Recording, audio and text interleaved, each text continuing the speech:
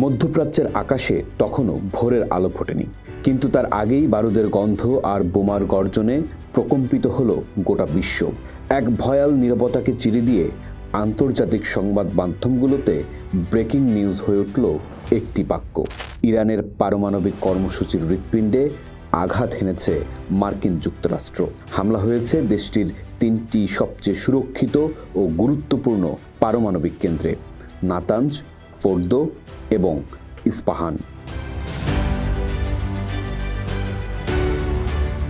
এই নাটকের প্রথম অঙ্কটি লেখা হয়েছিল নাতাঞ্জের নামেই।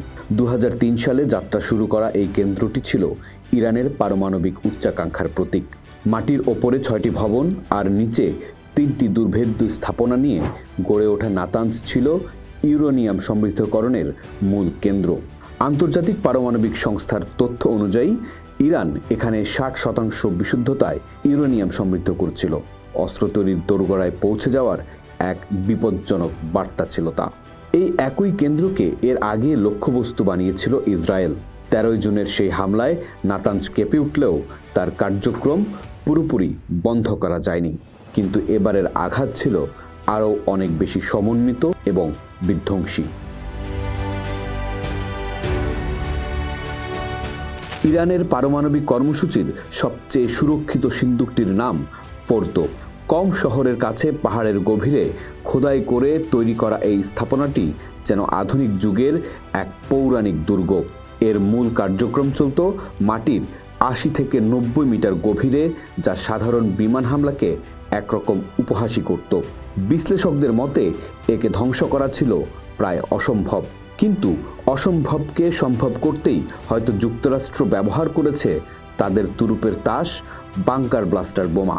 এই দানবীয় বোমা 61 মিটার পর্যন্ত মাটি ভেদ করতে পারে বলে জানা যাচ্ছে।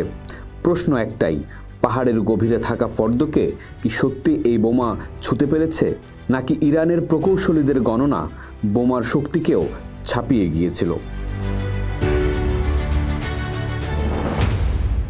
এই একটি প্রশ্নই যেন গোটা বিশ্বের স্নায়ুর উপর চাপ সৃষ্টি করেছিল, কারণ ফোর্দোর গুরুত্ব ছিল অপরিসীম।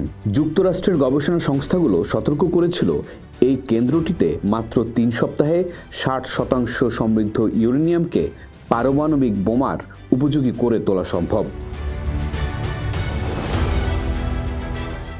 যদি নাতাঞ্জ হয় হৃৎপিণ্ড আর ফোর্দো হয় বর্ম, তবে ইস্পাহান ছিল ইরানের পারমাণবিক কর্মসূচির মস্তিষ্ক। চীনের সহায়তায় নির্মিত এই বিশাল গবেষণা কমপ্লেক্সটি ছিল দেশটির সবচেয়ে বড় পারমাণবিক গবেষণাগার। 1984 সাল থেকে চালু হওয়া এই কেন্দ্রে প্রায় 3000 বিজ্ঞানী কাজ করতেন, যারা ইরানের পারমাণবিক স্বপ্নকে বাস্তবে রূপ দেওয়ার জন্য নিজেদের মেধা উৎসর্গ করেছিলেন।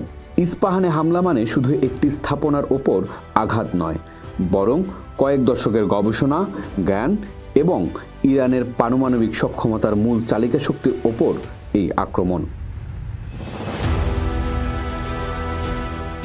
তবে এই হামলায় যে ওয়াশিংটন একা ছিল না তা স্পষ্ট করে দিয়েছে ইসরায়েল। ইসরায়েলি কর্মকর্তারা জানিয়েছেন এই অভিযানের প্রতিটি ধাপে যুক্তরাষ্ট্রের সঙ্গে তাদের পূর্ণ সমন্বয় ছিল।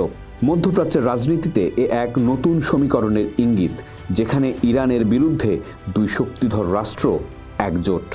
হামলার পরই টেলিভিশনে জাতির উদ্দেশ্যে ভাষণ দেন মার্কিন প্রেসিডেন্ট ডোনাল্ড ট্রাম্প। তার কণ্ঠে ছিল চূড়ান্ত বিজয়ের সুর।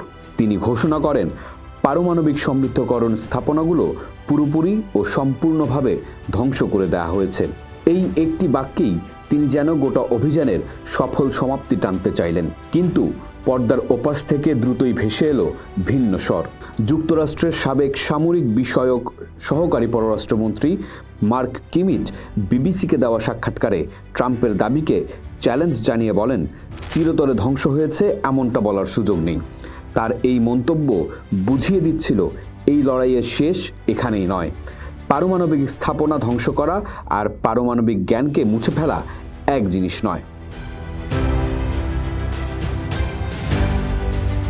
সারা বিশ্ব যখন ইরানের প্রতিক্রিয়া জানার অধীর অপেক্ষায়, তখন তেহরান থেকে এলো চমকপ্রদ এক উত্তর।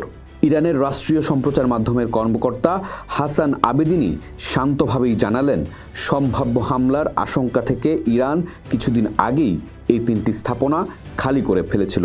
এই দাবি যদি সত্য হয়, তবে যুক্তরাষ্ট্রের এই বিশাল সামরিক অভিযান কি একটি শূন্য ঘরের আঘাত করার নামান্তর? এটি কি ইরানের কৌশলগত বিজয়, নাকি ক্ষয়ক্ষতি ঢাকার একটি চেষ্টা? অন্যদিকে ইরানের পরমাণু শক্তি সংস্থা দেশবাসীকে আশ্বস্ত করে জানিয়েছে, হামলার কারণে কোনো ধরনের পারমাণবিক বিকিরণ ছড়ায়নি, সবকিছু নিরাপদ ও স্থিতিশীল রয়েছে। এই বার্তাটি একদিকে যেমন স্বস্তির, তেমনি অন্যদিকে এক শীতল বাস্তবতার জানান দেয় এই খেলায় ঝুঁকিটা কত বড় ছিল।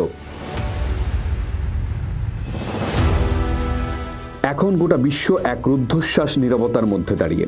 যুক্তরাষ্ট্রের দাবি অনুযায়ী ইরানের পারমাণবিক বোমা তৈরির স্বপ্নকে বছরের পর বছর পিছিয়ে দেওয়া হয়েছে। অন্যদিকে ইরানের নীরবতা আর কৌশলগত দাবি এক ভিন্ন বার্তা দিচ্ছে। স্থাপনাগুলো কি সত্যি ধ্বংস হয়ে থাকলে তার পরিমাণ কতটুকু? আর ইরান যদি আগে থেকেই সব সরিয়ে ফেলে, তবে সেই পারমাণবিক সরঞ্জাম এখন কোথায়? এই হামলা কি মধ্যপ্রাচ্যে এক দীর্ঘস্থায়ী বিধ্বংসী যুদ্ধের সূচনা করল, নাকি এ ছিল পারমাণবিক নিরস্ত্রীকরণের পথে একটি চরম পদক্ষেপ? উত্তরগুলো এখনো কুয়াশায় ঢাকা, কিন্তু একটি বিষয় খুব স্পষ্ট, এই এক রাতের অভিযানে শুধু কয়েকটি কংক্রিটের স্থাপনা নয়, বরং ভেঙে চুরমার হয়ে গেছে অনেক বিশ্বাস, চুক্তি আর কূটনীতির দেয়াল। পৃথিবী এখন এক নতুন, আরও ভয়ঙ্কর অধ্যায়ের জন্য অপেক্ষা করছে, যে অধ্যায়ের প্রতিটি পাতায় লেখা থাকবে অনিশ্চয়তা, উত্তেজনা আর প্রতিশোধের আগুন। পোস্ট দেখুন, ভাবুন, করুন। থাকুন পোস্টের সাথেই।